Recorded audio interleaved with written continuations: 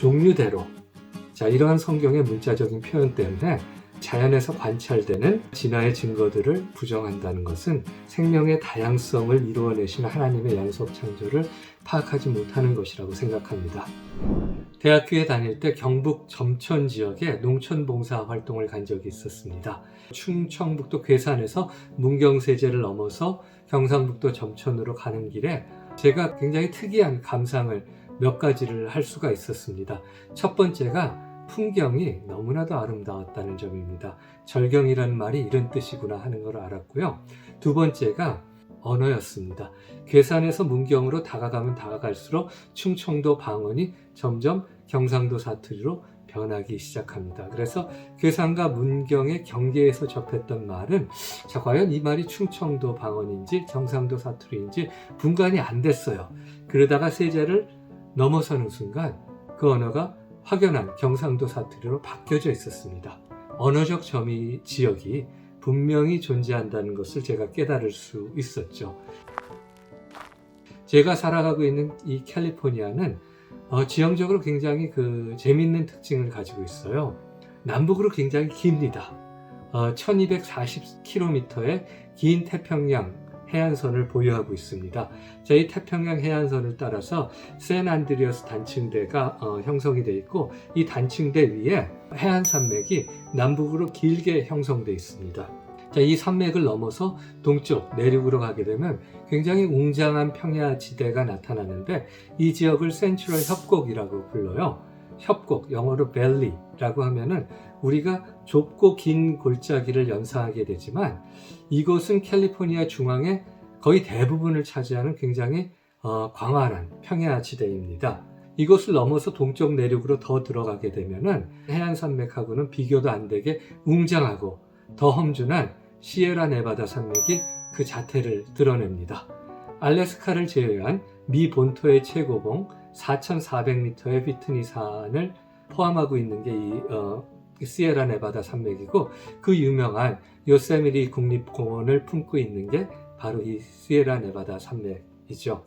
캘리포니아주 북쪽에 있는 워싱턴주, 오레곤주, 태평양 해안가는 굉장히 험준한 산악지형으로 캘리포니아주 북쪽의 레딩이란 도시에서 두 가지 산맥으로 분기가 됩니다.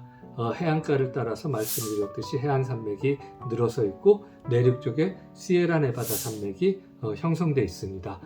따라서 이 두 산맥 지역 가운데 그 센트럴 협곡이 자리 잡고 있잖아요. 그런데 이 양쪽으로 센트럴 협곡 양쪽으로 늘어선 이 산맥들은 쭉 남쪽으로 뻗어 내려오다가 로스앤젤레스에서 약 북쪽 160km 정도에 있는 베이커스필드란 곳에서 다시 합쳐지게 돼요. 따라서 센트럴 협곡은 이 두 산맥으로 완전히 포위되어 있습니다. 이 두 산맥과 가운데 있는 이 센트럴 협곡에서 벌어진 재미있는 사건을 하나 소개해 드리겠습니다.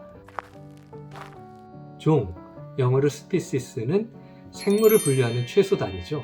유성생식을 하는 생물의 경우 우리가 다 알듯이 교미를 해서 번식을 할 수 있느냐 없느냐가 종을 분류하는 가장 큰 기준 중에 하나죠. 그런데 아종이라는 분류 기준을 더 만들었어요. 생물학자들이. 아종은 분화가 진행돼서 다른 형질들이 많이 발현이 됐어요. 하지만 서로 교배를 통해서 번식이 가능한 상태예요. 따라서 다른 종까지는 아니고 같은 종으로 분류되는데 하여간 뭔가가 좀 다르다. 자, 이런 게 아종이라는 그 개념입니다. 자, 이 북쪽 해안가에 서식하는 도룡뇽들이 있습니다. 원래 북쪽 해안가의 그 험준한 산악지대에 서식을 하다가 이 도룡뇽들이 남쪽으로 점점점 그 서식지를 넓혀나가게 됩니다. 그래서 해안선을 따라서 그 험준한 산악지대를 따라서 남쪽으로 내려오다가 캘리포니아 주까지 내려왔을 때 난관에 봉착하게 되죠. 바로 센트럴 협곡이라는 그 광대한 평야지대를 만나게 되죠. 도룡뇽들은 파충류가 아니에요. 양서류입니다. 물이 없으면 살아갈 수가 없죠. 이 광대한 대평원, 장렬하는 캘리포니아 태양을 피할 그늘이 없죠. 게다가 도룡뇽들이 살아갈 수 있는 그 풍부한 수원지, 물도 부족합니다. 따라서 이런 환경들은 이 도룡뇽들이 생존하기에 결코 우호적인 환경일 수가 없잖아요. 그래서 도룡뇽들은 이 센트럴 협곡을 피해서 그 두 갈래 길로 우회해서 남하를 합니다. 해안 산맥을 따라서 남하하고 그 시에라 네바다 산맥을 따라서 남하하게 되죠. 자, 그래서 해안 산맥을 따라서 내려오던 그 도룡령의 개체군과 시에라 네바다 산맥을 따라서 남하했던 도룡령 집단은 서로 유전자를 교환할 기회가 사라지게 됩니다. 왜 그런가 하면 이 작고 그 연약한 도룡령들이 이 80km에 이르는 이 광활한 대평원을 횡단을 해서 그 교미를 해서 유전자를 교환한다는 것은 극히 어려운 일이었기 때문이죠. 자, 원래 이 센트럴 협곡 북쪽에 서식하던 그 도룡령의 아종을 우리는 오레건 네시스라고 부릅니다. 이 오레건 네시스의 외형은 갈색 바탕에 굉장히 희미한 그 얼룩무늬가 있어요. 그런데 이 오레건 네시스가 남하하면서 센트럴 협곡을 두고 두 갈래로 갈라지게 되잖아요. 그래서 정말 수백만 세대에 걸쳐서 무수히 오랜 기간에 걸쳐서 서로 격리가 이루어지게 되죠. 그리고 굉장히 다른 형질들이 발현이 됩니다. 시에라 네바다 산맥 쪽에서는 그 희미한 얼룩 무늬가 점점 뚜렷해지는 그 형질들이 발현이 되고 해안 산맥 쪽에서는 갈색 바탕이 점점 진하게 바뀌게 됩니다. 자, 그래서 센트럴 협곡이 끝나는 남부 캘리포니아에서 서로 다른 그 해안 산맥을 따라서 내려온 아종과 시에라 네바다 산맥을 따라서 내려온 아종들이 만나게 됩니다. 그런데 이 두 아종이 서로 생식이 불가능하게 되어버립니다. 해안 산맥 쪽에서 그 분화가 된 아종들은 서로 다 교미가 가능해요. 그리고 이 아종들과 그 센트럴 협곡 북쪽에 원래 살고 있었던 오레건 네시스도 교미가 가능한 같은 종이에요. 서로 아종 관계들을 형성하고 있죠.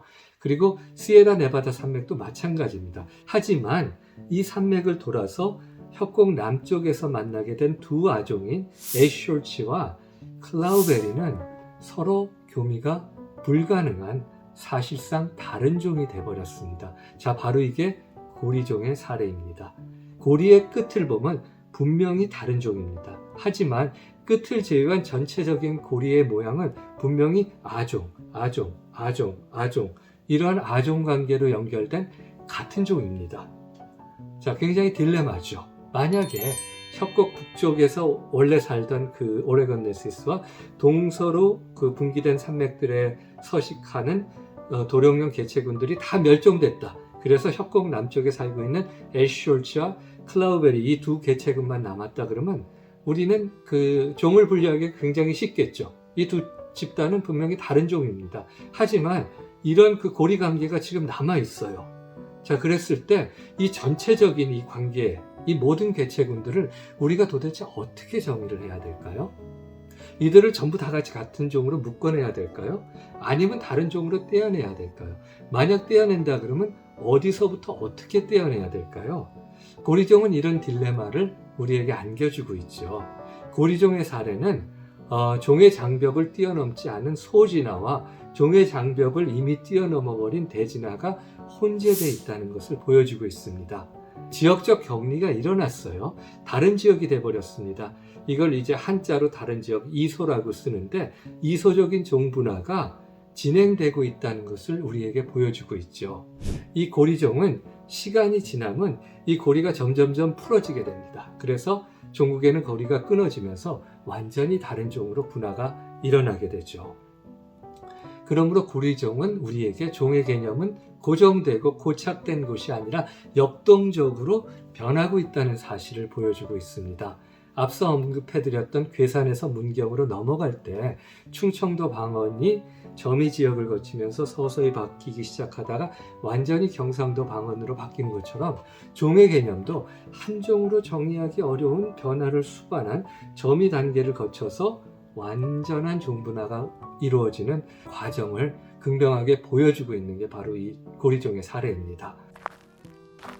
종류대로, 자, 이러한 성경의 문자적인 표현 때문에 이렇듯 자연에서 관찰되는 이러한 진화의 증거들을 부정한다는 것은 이런 장구한 세월을 통해서 생명의 다양성을 이루어내신 하나님의 연속 창조를 파악하지 못하는 것이라고 생각합니다. 결국 종이라는 것, 고정되거나 고착되어 있는 불변의 것이 아니라 하나님의 계속되는 창조 속에서 충분히 재조명할 수 있는, 재정의할 수 있는 자연을 이해하는 인간의 틀일 뿐이라는 것은 이 고리종 사례에서 우리가 알 수 있다고 생각합니다.